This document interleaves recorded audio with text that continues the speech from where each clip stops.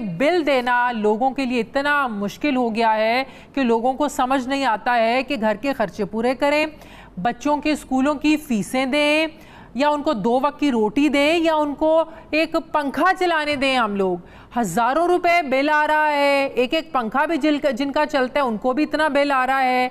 ये निगरान हुकूमत के हाथ में कुछ है या अभी IMF का किया ही भुगतना पड़ेगा? जय हिंद दोस्तों, मैं महेंद्र शर्मा स्वागत करता हूं पाक मीडिया की एक और लेटेस्ट डिबेट में, जिसमें कैसे डिस्कशन किया जा रहा है कि पाकिस्तान की जो हालात है वो बद से बदतर हो चुके हैं। क्योंकि कहीं ना कहीं अगर देखा जाए तो आज के समय पाकिस्तान IMF के इशारों पे चल रहा है। इन इशारों पे चलते चलते कहीं ना कहीं जो सारा का सारा बोझ आके पड़ रहा है वो सारा का सारा आवाम पे पड़ रहा है। क्योंकि आज काफी समय से पाकिस्तान जो इकोनॉमिक क्राइसिस से लड़ रहा था, उसके बाद कहीं ना कहीं IMF की जो शर्तों के बाद जो लोन मिला है, उसके बाद पाकिस्तान में पेट्रोल, डीजल, आटा, दाल, तेल सब कुछ महंगा हो चुका है। तो कहीं ना कहीं आज देखा जाए तो पाकिस्तान के हालात और बद से बदतर स्थिति में पहुंचते हुए जा रहे हैं दिन ब दिन जाके। तो कैसे आज पाकिस्तानी मीडिया चीखम चिल्ली मचा मचा के रो रहा है और कैसे अपने किए कर्मों को भुगतने की बातें कर रहे हैं, तो इस डिबेट में इसी प्रकार की चर्चा की गई है। तो पहले दोस्तों देखिए डिबेट, और उससे पहले मैं आपसे रिक्वेस्ट करूंगा, चैनल पे नए हैं तो चैनल को सबसे पहले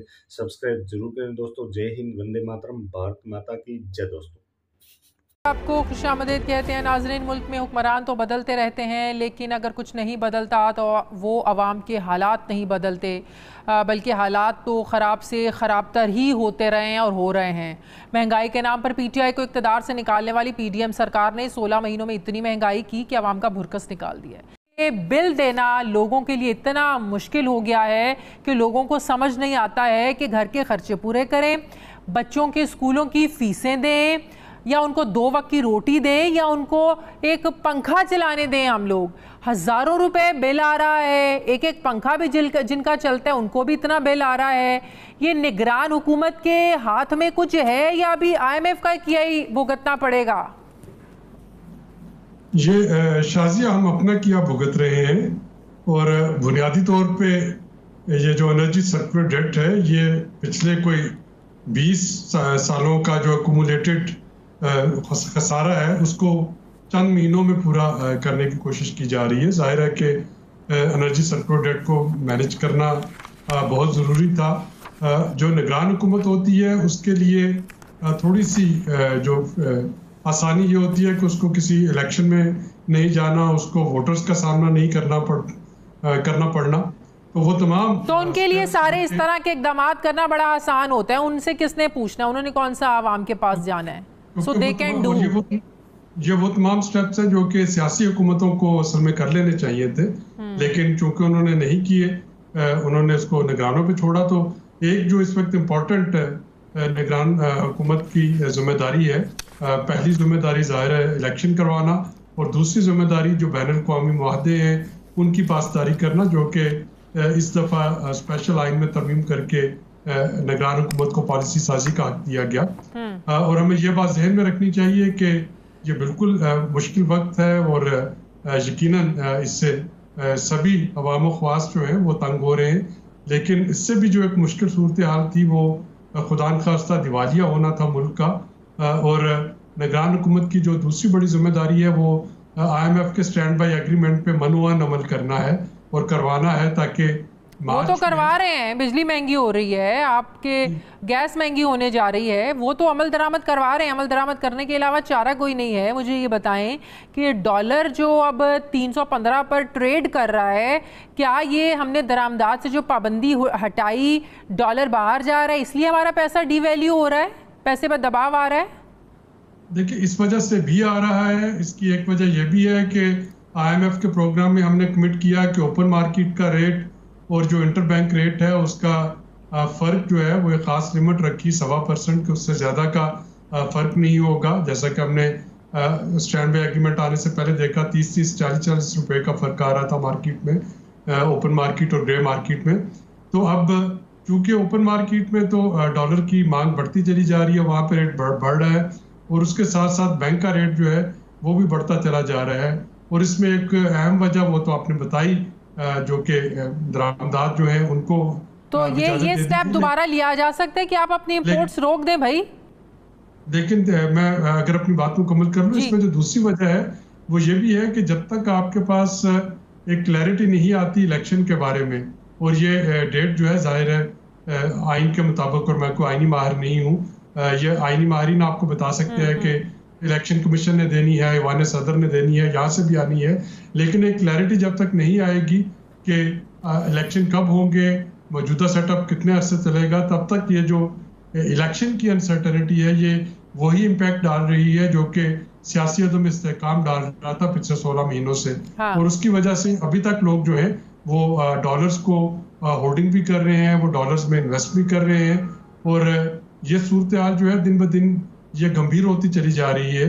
हर आने वाले दिन में, यानी पिछले अगर आप 16-17 दिन को देखें तो हर आने वाला दिन जो था उसमें डॉलर महंगा होता चला गया, तो डिमांड बढ़ती चली गई। तो ये कहीं रुकेगा या नहीं, या फिर हमें अपनी जो इंपोर्ट्स है उसको पाबंदी लगाना, उस पर नागुज़ीर होगा? फिर देखिए, इंपोर्ट पे पाबंदी लगाएंगे तो IMF के मुआहदे की खिलाफ वर्जी होगी।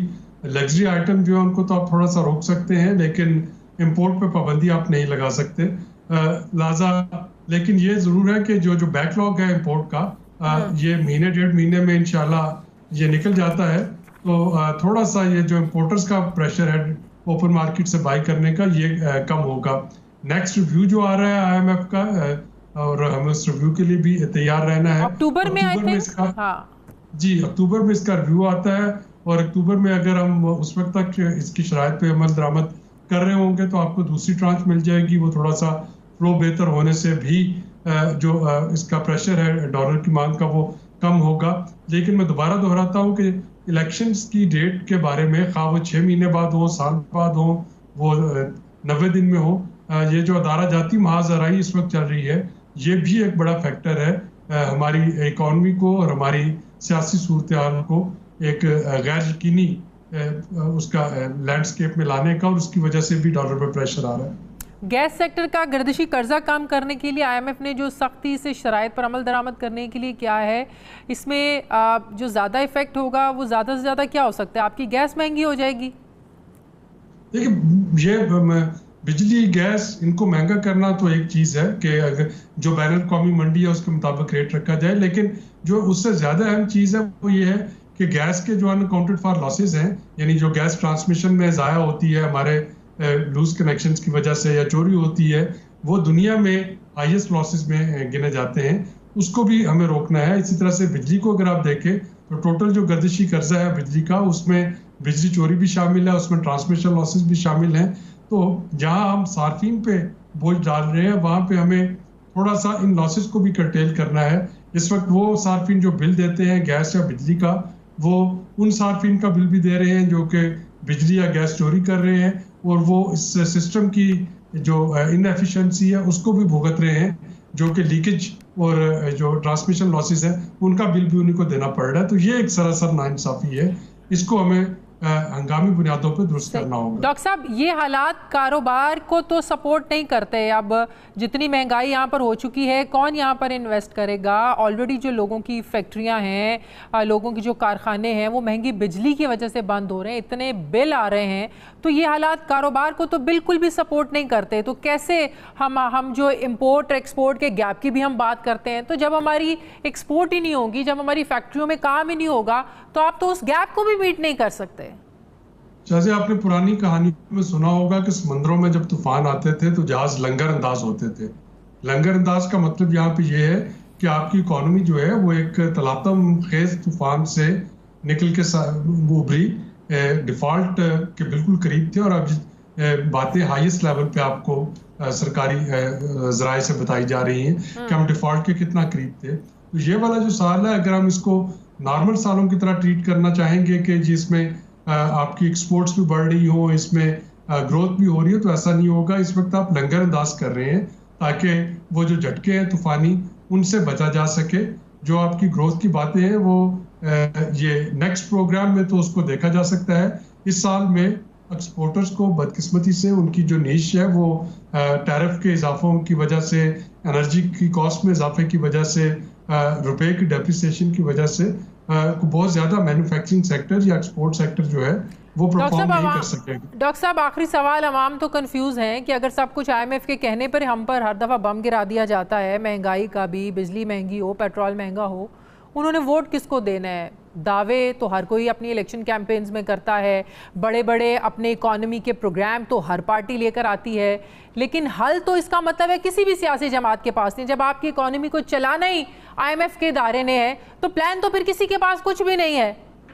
देखिए, उसके रूट काज देखें ना कि IMF के दायरे ने क्यों चलाना है, क्योंकि हमारी जो स्ट्रक्चरल रिफॉर्म्स होनी है, हमारी जो पॉलिसी रिफॉर्म्स होनी है, वो कोई भी हुकूमत अभी तक करने में कामयाब नहीं हो सकी। रिटेल सेक्टर जो है उस पर टैक्स जो है वो नहीं लग पाता, एक खास हद से ज्यादा इनकम पे एग्रीकल्चर सेक्टर पे टैक्स नहीं लगा सकते, बिल्डर और डेवलपर पे टैक्स आप नहीं लगा सकते, अपने हुकूमती अखराजात जो है वो कोई भी हुकूमत कम करने को तैयार नहीं, जो खसारे में चलने वाले अदारे हैं उनकी निजकारी की बात यहाँ पे कोई नहीं कर सकता। तो जब ये सारे नासूर जो हैं ये इसी तरह से रिश्ते रहेंगे तो फिर जाहिर है कि IMF के पास ही जाना है, और IMF के पास जाना ही आपका इस वक्त प्लान A, प्लान